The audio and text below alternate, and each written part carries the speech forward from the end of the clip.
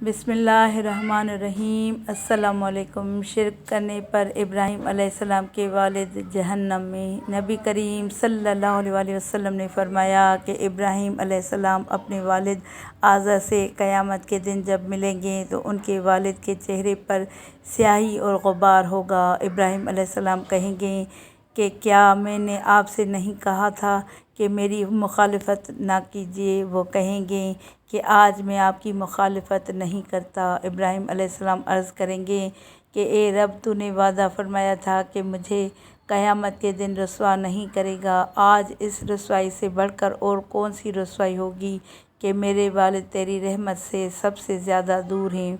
अल्लाह ताला फरमाएगा कि मैंने जन्नत काफ़िरों पर हराम कर दी है। फिर कहा जाएगा कि ए इब्राहीम, तुम्हारे कदमों के नीचे क्या चीज़ है। वो देखेंगे तो एक ज़बह किया हुआ जानवर खून में लुथड़ा हुआ वहाँ पड़ा होगा और फिर उसके पाँव पकड़कर उसे जहन्नम में डाल दिया जाएगा। सल्लु अलल हबीब सल्लल्लाहु ताला अला मुहम्मद सल्लल्लाहु अलैहि वसल्लम।